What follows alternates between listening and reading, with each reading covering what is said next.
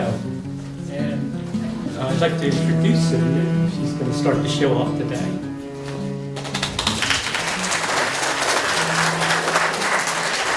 I want to thank everybody. It's so great to see all of your faces. Thank you for your support and encouragement. This is my first show in a gallery ever. And yesterday was my significant birthday, so I'm pretty impressed with the chronology of it. And I've been working on these paintings for 2 years. And some of them have gone through different layers, and some of them just got started and went till they were ready. This painting and the two in the end are from my garden at New Jersey by the bay. And it's a garden that has grown over years, and it's a little out of control, but the colors are incredible. And I paint on scene in the garden. And actually, the size of the painting is mostly because that's what fits in my car. So I've painted the garden several times, and then I cut them, and everything except the orchid is from my garden. So I have peonies and lilies and roses, and they're all involved in the paintings. So I work outdoors, and then I bring them in and change them about. It's the first time I've seen them all together, which is pretty neat. Questions would really get me to explain whatever it is you're curious about. Carol? Do you have a favorite and why? I do, and it's this one, because the immediacy of it, and some have gone through changes. This, I was out in the garden, and I started, and a few hours later, I was done. And I knew it was done. And you don't always know when to stop. So this was one of those times that I was able to stop and just say, it's fine just the way it is. I work from observation. I get myself in a place where I see something that grabs my attention. Like in this one, the movement grabbed it and the color. I focus on color and paint and space, because this is not my garden. My garden is miles away in New Jersey.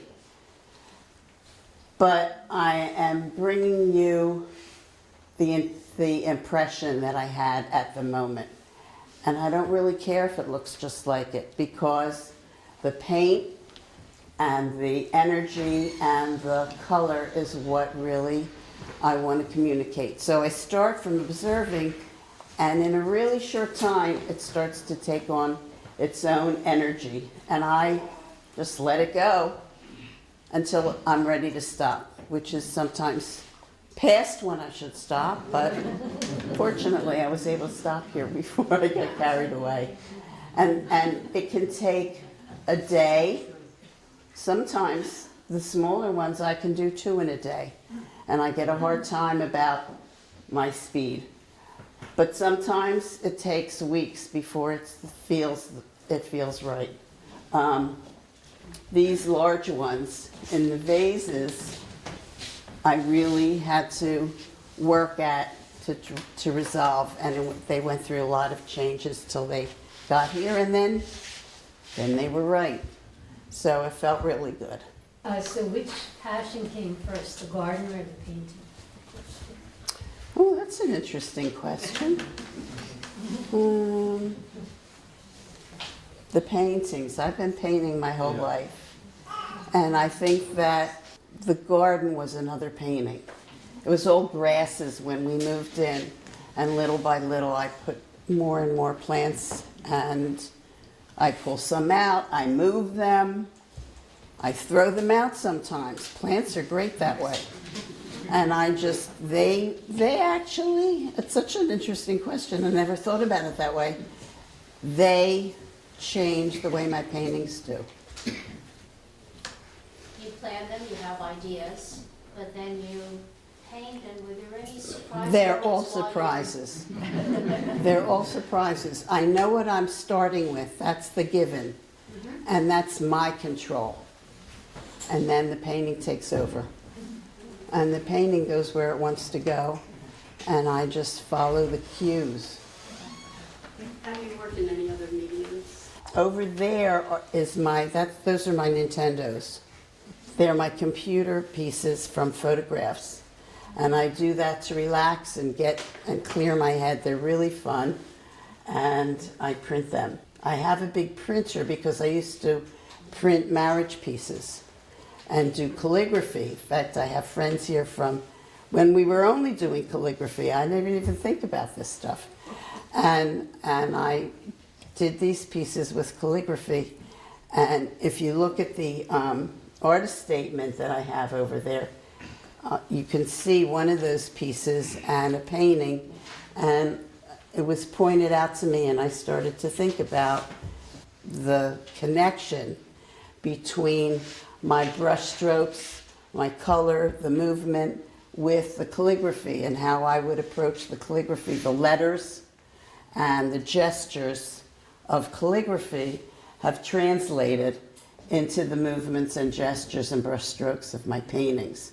And I didn't realize how related they were, but you know, in a way, these are my letters, my own alphabet that I just sort of am evolving as I work.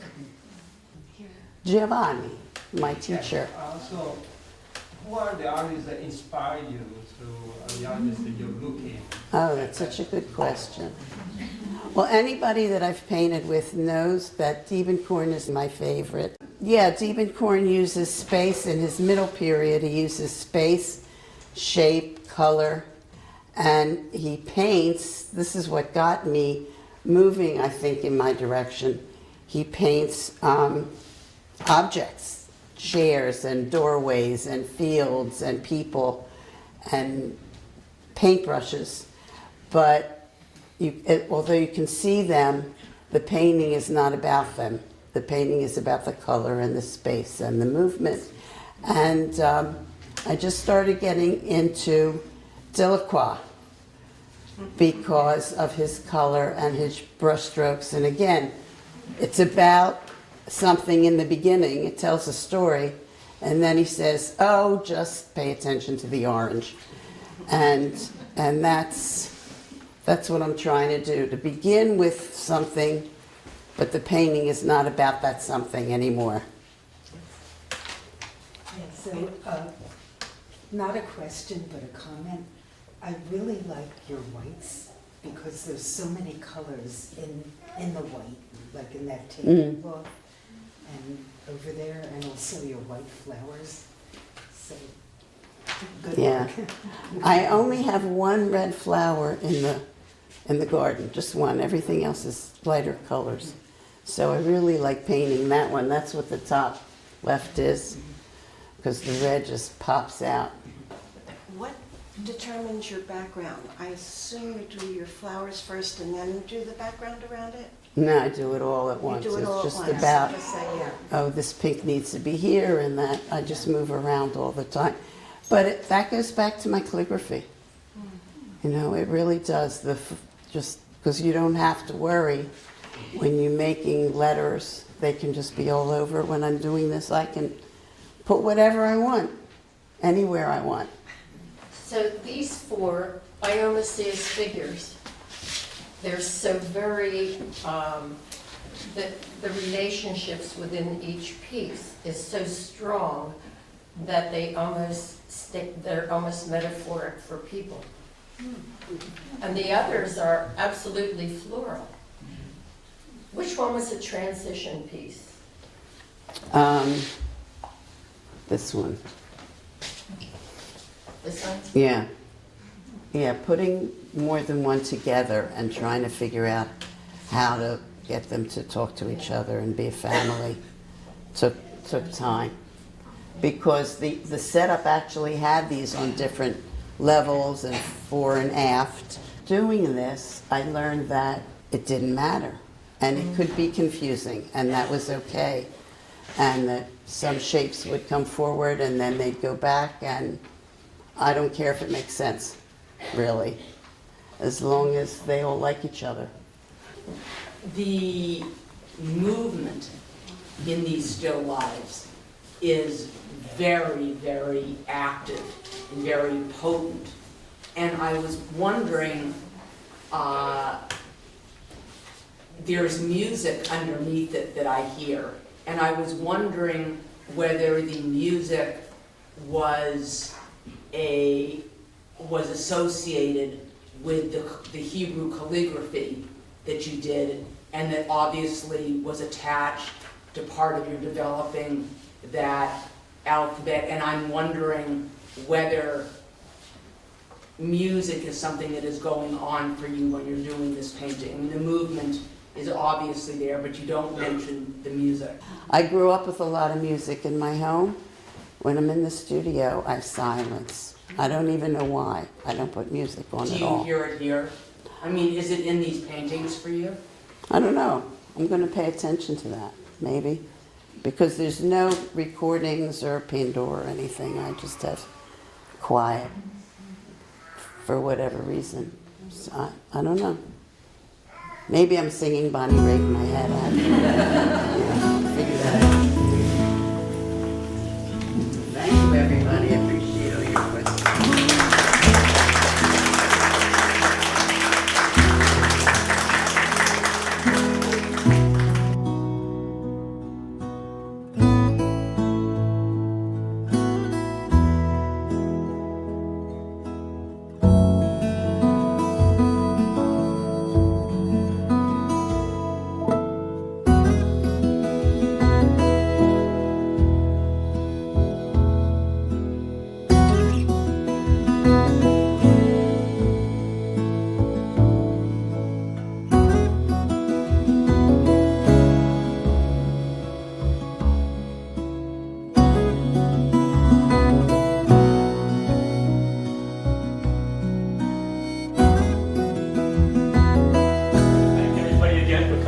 Third Street Gallery. We got a Sadie show tonight. Got Trish's beautiful architectural photography. Thank you all for coming out. My interest has always been in structures, be they social or in this case architectural, and how people interact with them, which is why, on top of being just generally obsessed with Gehry buildings, the Bilbao Guggenheim has become a real passion for me because it has an interesting positioning in both Bilbao and positioning in the Basque world. Bilbao is in the Basque Country. It's in the north of Spain. It isn't the capital of the Basque Country. It is, San Sebastian is. But Bilbao is an interesting city because it has changed over the years. And with its change, the identity of the Basque people have also changed somewhat. The Basque people were originally agrarian shepherds, and Bilbao was, from the flood essentially, a market town where they would come and sell their goods, you know, their agricultural fleece, lamb, goat products, kinds of thing. But in the 20th century, it became a major industrial site because the mines around the area had all the makings for steel. So it became a major steel producing city as well as a major shipping port. The 90s hit, the 80s and 90s hit, and Bilbao, like many industrialized cities, began to decline. And the town fathers were like, what to do about this? We've got to reverse this somehow. And the idea came up about making it a more arts and technology city. And in fact, where the Guggenheim sits was on the site of the major steel mill in the city. On a referendum, the people said, we want a major museum there. So Guggenheim came in and they brought Gehry along with them and said, well, how about a Guggenheim museum? Now, talk about a mafia offer. How can you resist that one? And so this is the 25th anniversary year of the opening of the Bilbao Guggenheim. And it really has become the symbol of the city. And in fact, for the opening, Koons made this major puppy sculpture made of flowers that is like as tall as the building, just about, in front of the building. And it was supposed to be a very temporary, just kind of for the opening year and stuff. Well, the people fell in love with it and they said, no, please keep it. Can we please have that forever? And that has become the reference to the building and also the mascot of the city. But to let you know how much this has changed the city, there is a major resurgence of art. There are art galleries all over the place. The government buildings all have art spaces in their ground floors. So there are galleries, and there are pro-am watercolor societies, oil paint societies, acrylic paint societies, photography societies. You name an artistic form, there's a society for it, and they all show in these government spaces, these government building spaces, these galleries that the government has turned over. So it really has changed, and there's a resurgence in interest in Basque art. There have been many exhibitions on Basque art and things of that nature. So it really has, again, changed the identity of the people, which I find fascinating. And then again, as I said, Geary, his buildings are just, I'm obsessed with them. I was photographing another one in London this past summer, you know, and I'll probably drive Ken nuts saying we're going to travel the world so I can photograph Geary buildings. But in order for something to really work, it can't just be splash, shiny new, yay, this is who we are. It has to have a reference to the back. And that's what's so fascinating about this building. Of course, as you know, all of Geary's buildings are really sculptures, which I find beautiful. But these two photographs aren't for sale. They're here really as a reference. So you can actually see the building. But the building is a deconstruction of a ship, harkening back to the shipping days.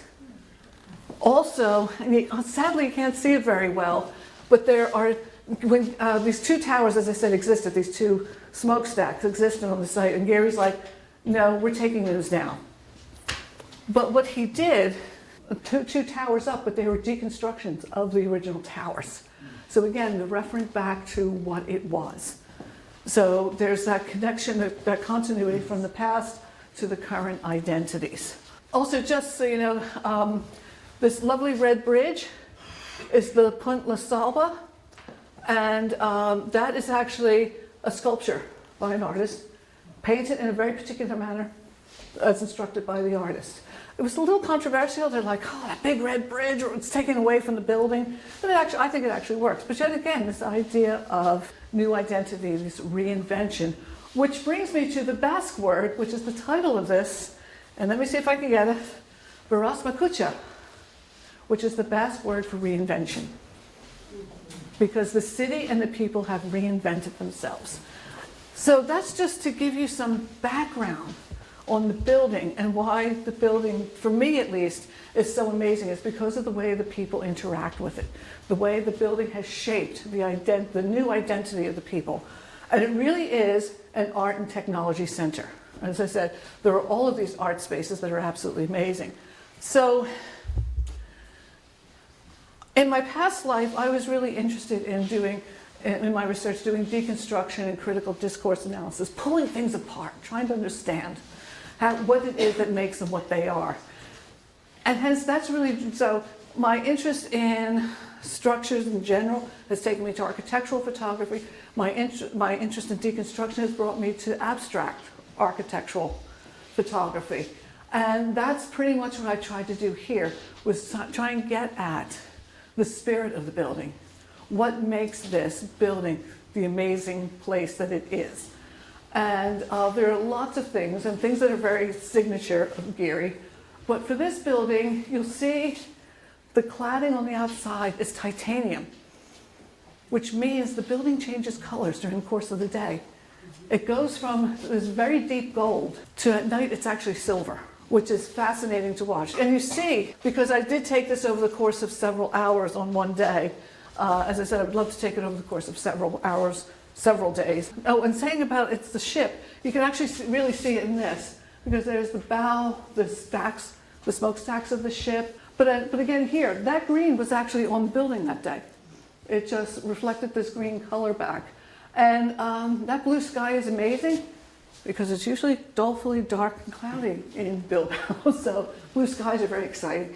But another thing of looking at the outside of the building, and I'll go to the internal shots, so many of his buildings have these, one of his signatures are these undulations. The buildings twist and turn and have all of these amazing places that are just fun. So, you know, like the sweeping thing of that, which of course is supposed to be part of the ship, of course it almost looks like, you know, duck wing or something to me. Sometimes photographs just surprise you. This one was a major surprise to me when I took it, the way it turned out, because it became, it's like, I think it's the most abstract one of the lot. But I just love the way, the flatness of it, but then this looked imposed, and you can actually see the folds and crinkles in the building. When I first brought the pieces in, and they're strewn out on the floor in the order in which they were going to go, to get ready for hanging, a young man looks in the window, and he's looking, and I called him in, and he says to me, "Is that the Geary building in Case Western?" And I said, "No, actually it's the Geary Guggenheim in Bilbao." And he says, "Oh," he says, "because I was looking at this window." This is one of his signatures. Any one of his buildings have these shardy-like windows, which I think are just dramatic, exciting. And this one, just because of where it sits, reflects all sorts of colors. I happened to catch blues because of the sky and stuff that day, but it reflects all different kinds of colors. I've been there several hours, you know, over several periods of time. And what is also fascinating about the building, because as I said, when you look at it from the outside, it's this amazing piece of sculpture. When you go inside, it's like walking through the sculpture. And that's the other thing I found fascinating about it. So these are internal shots where I just looked up. This is actually in the passageways and in the lobbies where you get to see this. Now, I'm actually more interested in the camera than I am the computer. I do as little adjustments as possible and absolutely no manipulations. I mean, the adjustments I'll do is, I'm excellent at clone stamping, so I'll get rid of anything that I think is distracting and noisy, and of course play with brightness, contrast, etc. But this piece drove me nuts, because when I printed it out, this was just a big black blob. And while I won't normally work more than an hour on a piece, this was over 2 hours of work, just to get the texture and stuff of this piece of the structure correct. And when I thought I finally had it, and on the screen it looked right, I printed it out, and it was a big black blob. And I looked at Ken and I said, "Screw it, I'm going to go look for another piece to put in the show." And I'm looking around, and I'm playing with the piece, and he comes and he says, "No, come and look at it." As the ink dried, actually, all of the stuff came out, which was pretty exciting. This actually is, yeah, again, this is an internal. When you go into the lobby, there is just this sweeping piece of metal structure that's part of the structure of the building. And that's the other thing that amazes me, is how the structure, stuff that is absolutely structural, is also part of the aesthetic, is part of the actual sculpture. And that was what made me really interested in that. And then to come down here, in the main lobby, this is what you see when you look straight up. And actually, this piece here is that piece on the end. But when you look up, this is what you get to see. And it's, as I said, it's just this amazing, undulating, fascinating piece of sculpture. I've had several interesting comments on this. Jim actually was the one who said, I'm going to say nice things about you, Jim, that it reminded him of like a Henry Moore sculpture in a lot of ways, which I thought was interesting. And someone else said, yeah, it looks like a nude, a very abstract nude, but which could be intentional on his part. And then again, this is another one shot from inside and through in one of the passageways. The ceiling is, you know, the ceiling has these wonderful, huge windows with grids and stuff. If you look at this piece and you look at this piece, again, because I love this window, but this is actually this. This I just did a you know, amazing, really close up of, obviously. But again, this was taken later in the day when the light was beginning to wane, and you can see it's starting to move to that silvery tone, whereas here it was the very dark gold. And I said, and that's one of the fascinating, wonderful things about this building.